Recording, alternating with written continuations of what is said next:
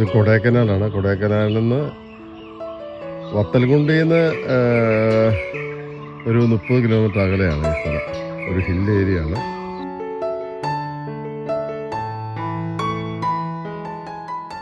Entrance coaching ക്ലാസ്സും മറ്റുള്ള വിദ്യാഭ്യാസ മേഖലയായിട്ട് ബന്ധപ്പെട്ട് നിന്നിരുന്ന ബിജി സെബാസ്റ്റ്യനും ജിജിയും ഇതേ കൊടൈക്കനാലിലെ ഏലകൃഷിയിലൂടെ കുഞ്ഞു വിളയിക്കുന്നു. അവരുമായിട്ടുള്ള ഒരു അഭിമുഖമാണ്. ബിജി, ഈ സ്കൂൾ ആയിട്ട് ബന്ധപ്പെട്ട അതായത് എഡ്യൂക്കേഷനുമായിട്ട് ബന്ധപ്പെട്ടുള്ള ഫീൽഡിൽ നിന്നും നിങ്ങൾ തിരിച്ച് ഏലകൃഷിയിലേക്ക് വന്നല്ലോ. ഇതിൽ നിന്ന് നിങ്ങൾക്ക് എത്രത്തോളം സന്തോഷം കിട്ടുന്നുണ്ട്? ഇതുവരെ ചെയ്ത പരിപാടികളിലൊക്കെ ഏറ്റവും സമാധാനവും പ്രതീക്ഷയും കിട്ടുന്ന ഒരു ഫീൽഡാണ് കൃഷി മേഖല. അത് ഏലം മാത്രമല്ല, ഏത് കൃഷിയും നല്ലതാണെന്ന് എനിക്ക് തോന്നുന്നത്. ഇപ്പം ഇപ്പം ഏലം കൃഷിയും കുരുമുളകുമാണ് നന്നായിട്ട് നോക്കുന്നത്. ഇപ്പം ഞങ്ങളിപ്പോൾ ഒരു വർഷമായിട്ട് 1.5 വർഷമായിട്ട് ചെയ്യുന്ന ഇത് തോട്ടം ഞങ്ങൾ എടുത്തിട്ട് എടുത്താണ്. ഇപ്പോൾ ഇതിൻ്റെ ഒരു 15 മാസത്തെ പറക്കലിന് ശേഷമാണ് ഇതിപ്പോൾ ഇത്രയും ആയത്. അത് ഇത് എത്രാം വർഷം ചെടിയാണ് ഇപ്പോൾ ഈ നിൽക്കുന്നത്? ഇതിപ്പോൾ 4ാം വർഷമാണ്. പക്ഷേ ഞാൻ 3ാം വർഷം 2.5 വർഷം കഴിഞ്ഞപ്പോൾ എടുത്തു. അന്നേരം പണി മോശമായിരുന്നു. വീണ്ടും ഇപ്പോൾ ഒരു 15 മാസത്തെ നല്ലൊരു അധ്വാനം. അതിനുശേഷം പുതിയ ചിമ്പൊക്കെ അടുപ്പിച്ച് അതിലിപ്പം ചരമൊക്കെ നല്ല രീതിയിൽ വരുന്നുണ്ട്. കായ്ക്ക് വലുപ്പമുണ്ട്. ഇതിപ്പം 1 മാസത്തിനകം എടുക്കാം അല്ലേ? ഇതിപ്പോൾ 1 മാസത്തിന് എടുക്കാം. ഇപ്പൊ ഈ വർഷം ഞങ്ങൾ 4 റൗണ്ട് ഇതിനകത്ത് കഴിഞ്ഞു. മൊത്തം തോട്ടത്തില് 4 റൗണ്ട് കഴിഞ്ഞു. ഇനി 5ാമത്തെ റൗണ്ട് അങ്ങനെ പ്രതീക്ഷയിൽ. എങ്ങനെയുണ്ട് ബിജിയായിട്ട് ഇടയ്ക്ക് കൊടൈക്കനാലിൽ വന്ന് താമസിക്കാൻ നല്ല ഒരു എന്ത് പറയുന്നു ജിജി? ഈ കൃഷിയായിട്ട് ബന്ധപ്പെട്ട അഭിപ്രായം പറയൂ. സന്തോഷമാണോ? ഹാപ്പിയല്ലേ? മനസ്സ് സന്തോഷമുണ്ട് അല്ലേ? അടിപൊളി. കുറെ ആൾക്കാർക്ക് ജോലി കൊടുക്കാൻ പറ്റുന്നുണ്ട്. ഇപ്പൊ നമ്മളെ ബന്ധപ്പെടുത്ത് ഈ 300 ആൾക്കാര് പ്രത്യക്ഷത്തിലും പരോക്ഷമായിട്ടും നമ്മള് സാലറി കൊടുക്കുന്നതുകൊണ്ട് ജീവിക്കുന്നുണ്ട്. അതായത് ഒരു 60 കുടുംബങ്ങൾ ഇപ്പൊ നമുക്ക് തൊഴിൽ കൊടുക്കാൻ പറ്റുന്നുണ്ട്. 2 തോട്ടങ്ങളിലായിട്ടല്ലേ? ഏതായാലും അടിപൊളിയാണ്. നല്ല കൃഷി കാര്യങ്ങളെല്ലാം നന്നായിട്ട് പോകുന്നു. ഇപ്പം ഇത് കൊടൈക്കനാലാട്ടോ. കൊടൈക്കനാല് പെരുമ്പാറ എന്ന സ്ഥലത്താണ് കൊടൈക്കനാല്. ഇതിന് വളപ്രയോഗവും കാര്യങ്ങളൊക്കെ എങ്ങനെയാ? ഈ മണ്ണൊക്കെ പരിശോധിച്ച കൃത്യമായിട്ടുള്ള രീതിയിലുള്ള മണ്ണ് പരിശോധനയൊന്നും ഇതുവരെ ചെയ്തിട്ടില്ല. ഇത് 3 വർഷമായിട്ട് ഞാൻ മാനേജ് ചെയ്യുന്നത്. പക്ഷെ മണ്ണ് പരിശോധന ഒന്നും ഇല്ല. പക്ഷെ അത് വലിയ കുഴപ്പമില്ലാതെ നന്നായിട്ട് പോകുന്നുണ്ട്. വളങ്ങളൊക്കെ കേരളത്തിൽ നിന്നും തമിഴ്നാട്ടിൽ നിന്നൊക്കെ എടുക്കുന്നത്. അതിന് വേണ്ടുന്ന വിദഗ്ധ ഉപദേശങ്ങൾ എടുത്ത് മാത്രമാണ്. എന്റെ സ്വന്തം ഇഷ്ടത്തിനല്ല ഞാൻ ചെയ്യുന്നത്. അപ്പൊ അവർ വരുമോ ഇവിടെ? അവർ വന്ന് നോക്കുകയും വേണ്ടുന്ന ഉത്തരവാദിത്തത്തിലുള്ള കാര്യങ്ങൾ അവർ പറഞ്ഞു തരും. അതനുസരിച്ച് നമ്മൾ അവർ പറയുന്ന കാര്യങ്ങൾ കൃത്യമായിട്ട് ചെയ്യുന്നുണ്ട്. അതിന്റെ ഇതിന്റെ വിളവ് കിട്ടാനായിട്ടുള്ള പ്രധാനപ്പെട്ട കാര്യം അതാണ്. ഇതിന്റെ ഈ രീതിയിൽ വിളവ് കിട്ടാൻ സാധിക്കുന്നത് പല രീതിയിലുള്ള ചെടിയാണ്. വളരെ മോശമായിട്ടുള്ള മണ്ണ്, എരമ്പ് ഒക്കെ ഉണ്ട്. ഇപ്പം 4 മാസമായിട്ട് നനയ്ക്കാത്ത ചെടിയാണ് ഇത്. 4 മാസമായിട്ട് ഈ ചെടി നനച്ചിട്ടില്ല. നോക്കിയോ, മണ്ണെല്ലാം നോക്കി. മണ്ണെല്ലാം നല്ല ഡ്രൈ ആണ്. 4 മാസമായി ഇവിടെ നനയ്ക്കാനായിട്ട് വെള്ളത്തിന്റെ ഒരു അസൗകര്യം ഉണ്ടായിരുന്നു. ഇതുവരെ സാധിച്ചിട്ടില്ല. എന്നാലും കുഴപ്പമില്ലാതെ വേര് ഭാഗം ക്ലിയർ ആയതുകൊണ്ടാണെന്നാണ് തോന്നുന്നത്. തിരുതാളി ബിജി, ഈ ചെടി ഇപ്പം നമ്മൾ കാണിച്ചല്ലോ, ഇത് ഏത് ഇനമായി? ഇത് തിരുതാളിയാണ്. തിരുതാളി നമുക്ക് എല്ലാ വെറൈറ്റീസും തന്നെ ഉണ്ട്. ഉള്ളതെല്ലാം നല്ല രീതിയിൽ പരിചരിക്കുന്നു. ഈ തിരുതാളിയുടെ പ്രത്യേകത ഇതൊരു 2-3 റൗണ്ടിൽ നന്നായിട്ട് കാ കിട്ടും.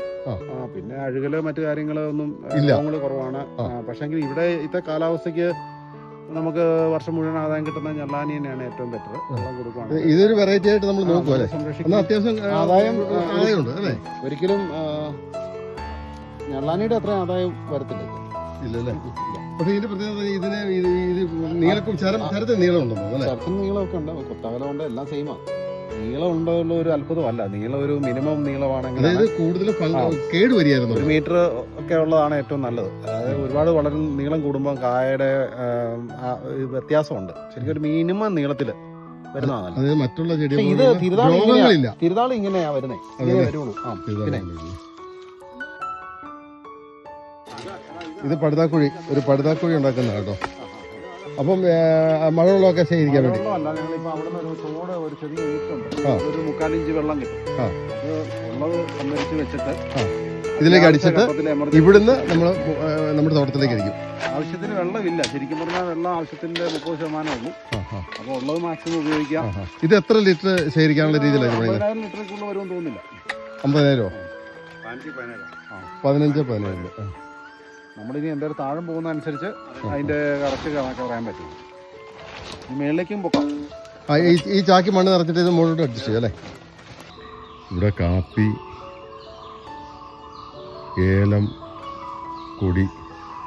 ഈ കൊടി എന്നൊക്കെ പറഞ്ഞുണ്ടല്ലോ, ഇത് നോക്കിയൊരു കൊടി കാണിച്ചു തരാം.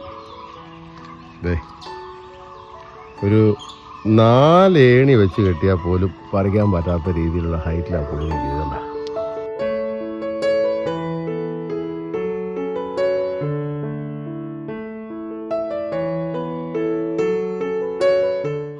എന്ത് രസമാണ് നോക്കി.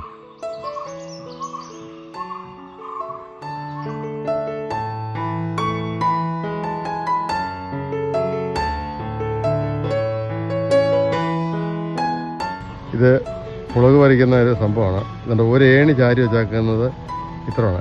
ഇവിടെ നിന്ന് ഇനി മുകളിലേക്ക് പറിക്കണമെങ്കിൽ ഇതുണ്ടോ, ഇതിങ്ങനെ നിൽക്കുകയാണ്. ഇതുണ്ടോ, ഇവിടം വരെ, അതായത് 3 ഏണി വേണം കെട്ടി വേണം ഇത് പറിക്കാൻ. ഇതുണ്ടോ, കാരണം ഒരു ഏണി ചാരി വെച്ചേക്കുന്നുണ്ടോ.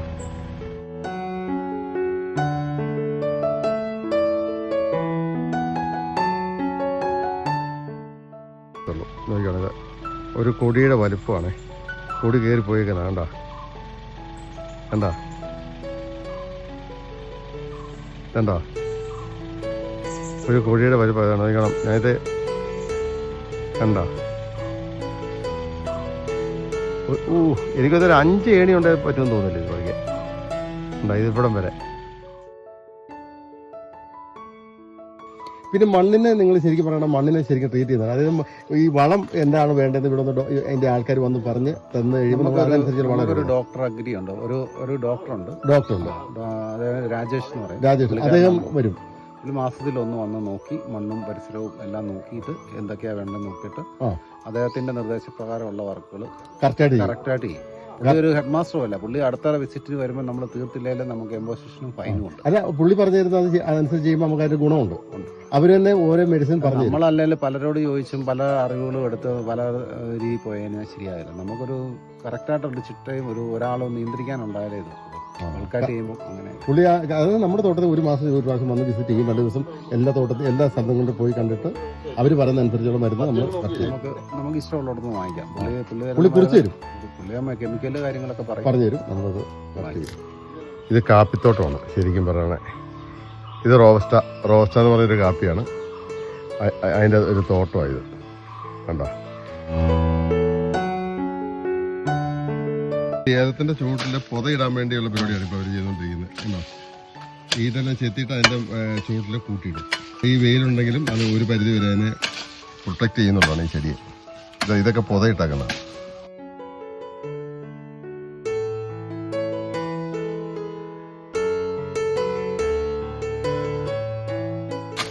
ഇതൊക്കെ ഇപ്പോൾ ചെടി പോയിട്ട് വീണ്ടും വെച്ചേക്കുന്നതാണ്. ഒരു സൈഡിൽ നിന്ന് പണി അവിടെ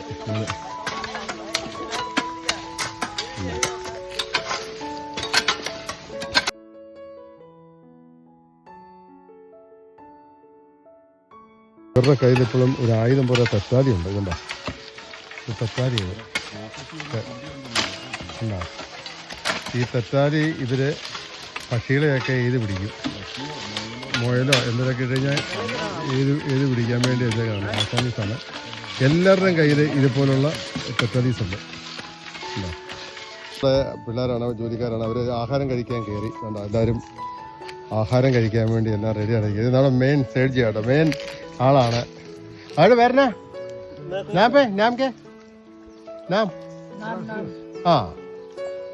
ഇതെല്ലാവരും ഊണ് കഴിക്കാൻ വേണ്ടി ഇരുന്നു. അവർ രാവിലെ ഊണൊക്കെ ഫുഡൊക്കെ ഉണ്ടാക്കി റെഡിയാക്കി പാത്രത്തിൽ കൊണ്ടുവരും. എന്നിട്ട് അവർ ഉച്ചയ്ക്ക് കഴിക്കാൻ തുടങ്ങുന്ന ഭാഗമാണിത്.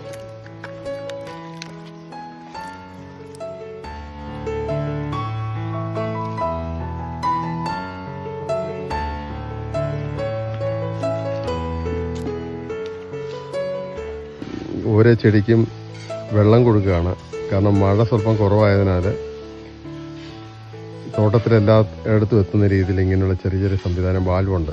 അപ്പോൾ ഒരു ഏരിയ നനച്ചിട്ട് അത് ബ്ലോക്ക് ചെയ്തിട്ട് അടുത്ത ഏരിയയിലേക്ക് പോകും.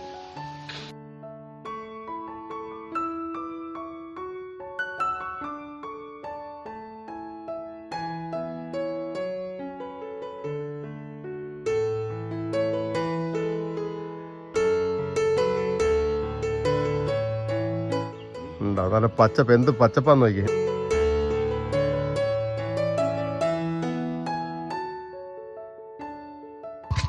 ഇത് 1 വർഷം കഴിഞ്ഞേ ഉള്ളൂ ചെടിയാട്ടോ, 1 വർഷം കഴിഞ്ഞതേ ഉള്ളൂ. കായ്ക്കാൻ തുടങ്ങി വരുന്ന ചെടികളാണ് ഇതൊക്കെ.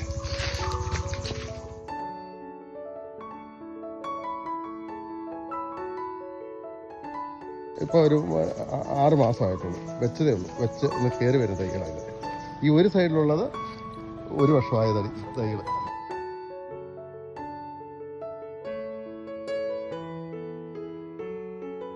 ഇതൊരു പ്ലാവാ കേട്ടോ ഈ കാണുന്നത്. ഇതിൻ്റെ ചൂട് കണ്ടോ, കാണിച്ചാൽ സൂം ചെയ്യാവേ.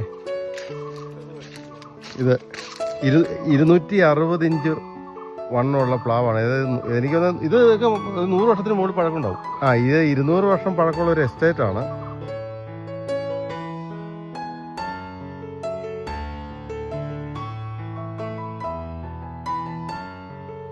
അതായത് ചക്ക ഉണ്ടായി കിടപ്പുണ്ട്. ഈ സീസണിൽ സാധാരണ ഇങ്ങനെ ചക്ക ഉള്ള സമയമല്ല എങ്കിലും ഈ പ്ലാവിലെങ്ങനെ അടിപൊളിയായിട്ട് വരിക്കച്ചക്കയാണെന്നാണ് ഇവിടെയുള്ളവർ പറഞ്ഞത്. അമ്മാവൻ്റെ മകനാട്ടോ.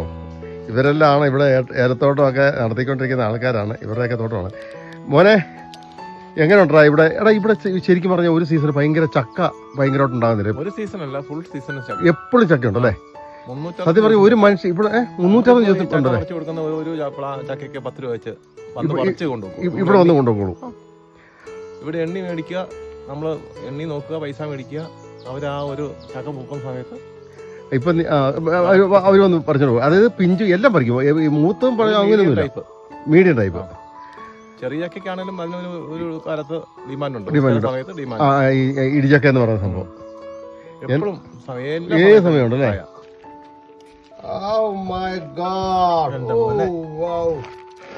ഇതാണ് കാനപ്ലാവിന്റെ ചക്കപ്പഴം അല്ലേ മോനെ?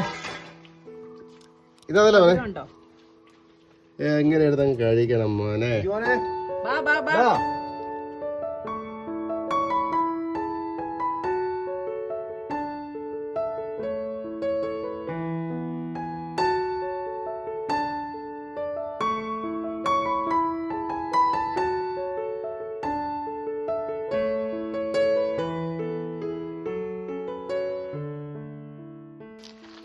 ഇത് വെള്ളം നനച്ചുകൊണ്ടിരിക്കുക. ആ ചെക്ക് ഡാമിൽ നിന്ന് ഓസിട്ട് ഇങ്ങനെ. ഇത് പുതിയ തോട്ടമാണ്. ഇവിടെ ഇനിയും ഇത് കൊടുക്കണം, സ്പ്രിംഗിൾ വഴി കൊടുക്കണം ഇനി. 3400 സംതിങ് ഹൈറ്റിലാണ് ഇപ്പം ഞാൻ ഈ വീഡിയോ എടുത്തുകൊണ്ടിരിക്കുന്നത്.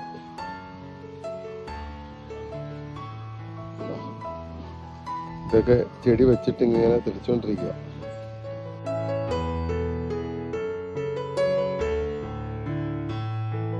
ഇത് കൊടൈക്കനാൽ കേട്ടോ. കൊടൈക്കനാലത്ത് വേറൊരു അടിപൊളി ഏലത്തോട്ടം കാണിക്കാൻ പോവാ കേട്ടോ. 2 തോട്ടം കാണാം, വാ. 250 ഏക്കറാണ് ഈ കിടക്കുന്നത്. ഇത് പാട്ടത്തിന് കൊടുക്കാൻ വേണ്ടി ഇട്ടിരിക്കുന്ന ഒരു എസ്റ്റേറ്റാണ്. ആവശ്യമുള്ളവർക്ക് കോണ്ടാക്ട് ചെയ്യാം.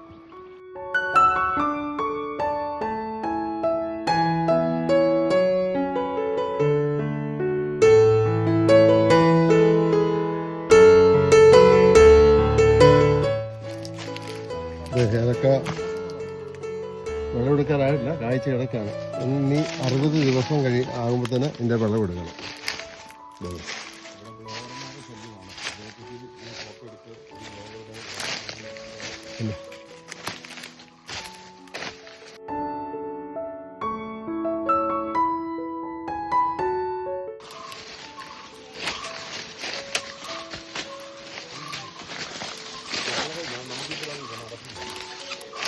ഏലം കവാസ് ചെയ്യുക. കവാസ് ചെയ്യുക പറഞ്ഞാൽ ഏലം ഒരുക്കാന്ന് പറയും. അടുത്ത വിളവെടുപ്പിന് മുമ്പ് ഏലം കവാസ് ചെയ്യുന്നതാണ് ഈ കാണിക്കുന്നത്.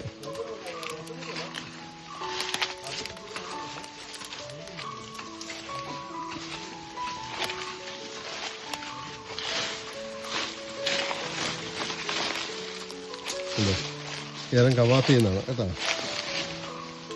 കാരണം ഇത് ഒരുക്കുകയാണ്. അടുത്ത വിളവെടുപ്പ് ഇനി 1 മാസത്തിനകം ഇതിൻ്റെ കായ എടുക്കാറാവും. അതിനു മുമ്പ് ഏലം ഒരുക്കി നല്ല ക്ലിയർ ചെയ്യുന്നതാണ് ഈ കാണിക്കുന്നത്.